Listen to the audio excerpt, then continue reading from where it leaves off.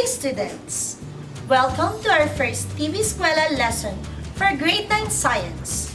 I am teacher Susan Elaine M. Hermosilla from Compostela National High School, Compostela East District. But before we start, let us have a short review from the lesson you have last week. We have learned that in order to transport oxygen to the different parts of the body, the red blood cell acts as the delivery truck that picks up oxygen from the lungs back to the heart, which gives it a push through the different parts of the body on its highway called arteries to deliver oxygen and pick up carbon dioxide, which then will go to another highway called the veins, going back to the heart and then the lungs. That is how the circulatory and respiratory systems work together in our body. What an important function, isn't it? Now, imagine this is your phone. You use it for school purposes. You use it to contact your parents. You use it for TikTok and Mobile Legends. You use it in almost everything. Will you just leave it anywhere? Will you? Of course not. Having such an important and expensive gadget, you should take care of it, just like your respiratory and circulatory system. So today, we are going to infer how one's lifestyle can affect the functioning of respiratory and circulatory system. Vaping is the inhaling of vapor created by an electronic cigarette or e-cigarette or other vaping device. Cigarette use is a leading cause of preventable death and is estimated to kill more than 5 million persons each year nationwide. As years go by, the age of cigarette users became younger. Cigarette use and exposure to secondhand smoke pose a major public health problem in the Philippines. In today's generation, electronic cigarettes or vape became popular as people were searching for an alternative to cigarette or tobacco that has become known to harm nearly every organ of the body and has caused many diseases. What is an electric cigarette? And what is its effect on the body? Is vaping as bad as smoking? E-cigarettes or vapes are smokable, refillable, or replaceable cartridges or containers that hold liquid that contains nicotine, solvents, and chemical flavors. When a person inhales or a person is vaping, they are putting negative pressure on the device that triggers a battery to heat the liquid solution, which is then atomized in an inhalable vapor. On September of 2019, saw a rush of nearly 500 cases of respiratory illness linked in vaping throughout the US. According to the CDC, which reports symptoms to include cough, chest pain, nausea, shortness of breath, vomiting, and diarrhea. The exact component of vape fluid had not been identified as of that time, but illness seems to affect users of both nicotine and cannabis e-cigarette. Nicotine is very addictive, and that seems to be a cause for concern. Low doses may cause nausea, vomiting, abdominal pain, and eye irritation. High doses of nicotine may cause tachycardia, high blood pressure, seizures, coma, and even death. Moreover, researchers found that 92% of e-cigarette studies had at least one of 3 different compounds known to cause popcorn lung.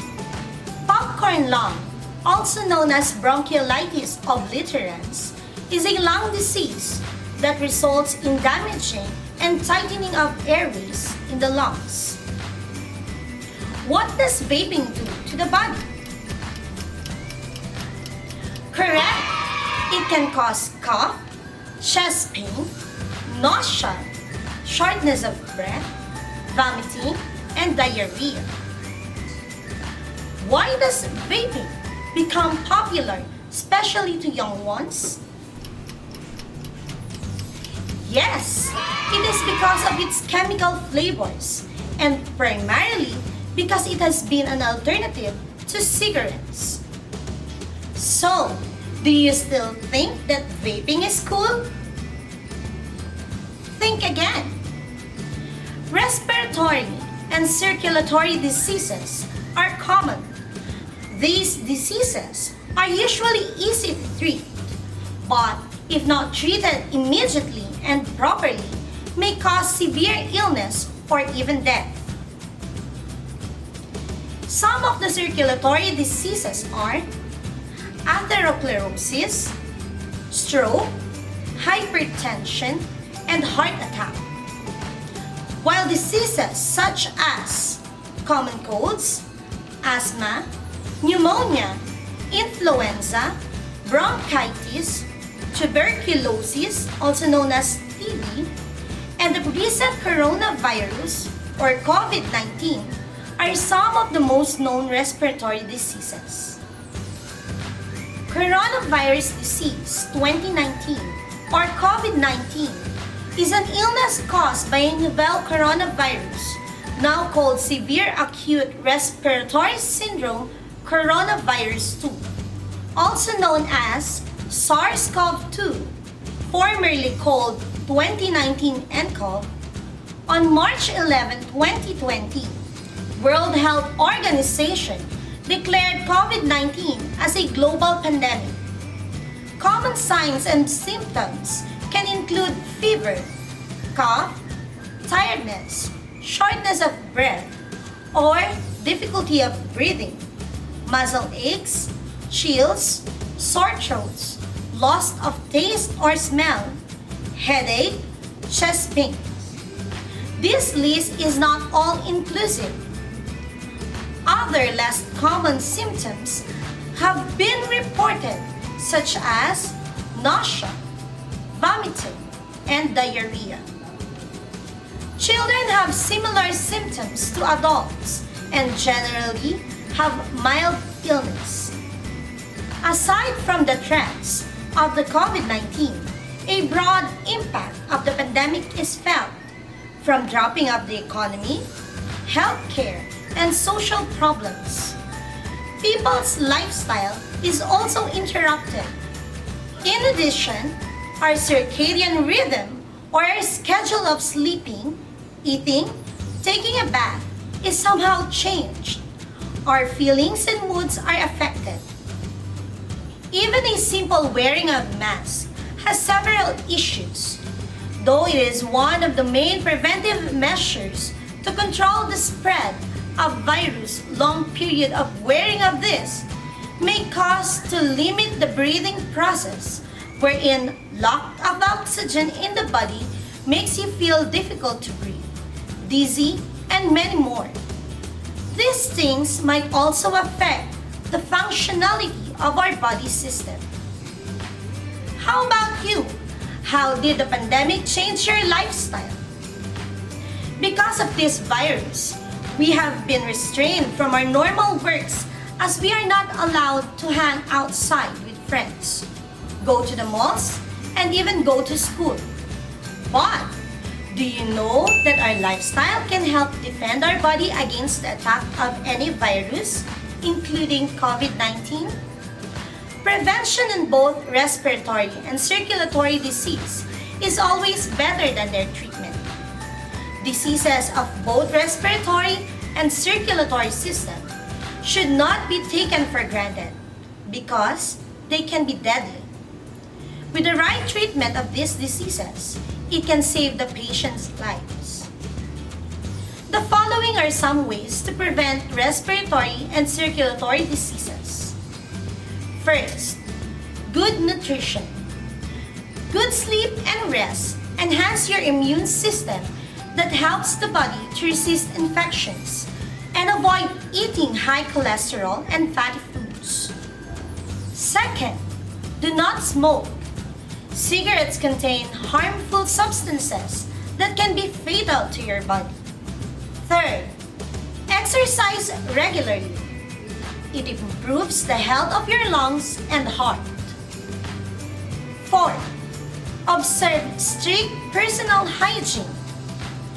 Always keep your body clean because it will reduce the risk of catching any diseases. And last, avoid crowds. Avoid direct contact with persons suffering from respiratory diseases. To avoid contamination, it is very important to take all the necessary precautions. Can you name some of the respiratory diseases? Very good! Some of the respiratory diseases are common colds, asthma, pneumonia, influenza, bronchitis, tuberculosis, and the recent COVID-19. Can you name some of the circulatory diseases? Good job! Some of the circulatory diseases are atherosclerosis, stroke, hypertension, and heart attack. How can we avoid diseases in the circulatory and respiratory system? Well done! We can avoid diseases in the circulatory and respiratory system by having good nutrition, not smoking, exercising regularly, observing strict personal hygiene, and avoiding crowds. Time flies too swiftly when you are learning. And congratulations for having a fantastic work today. But before we end our class, I would like to leave you with this quote from John Maxwell. Successful and unsuccessful people do not vary greatly in their abilities. They vary in their desire to reach their potential. Once again, this is Teacher Susan Elaine M. Hermosilla until our next class. Remember, dito sa TV Eskwela, sa pag-aaral, sama-sama. Bye-bye!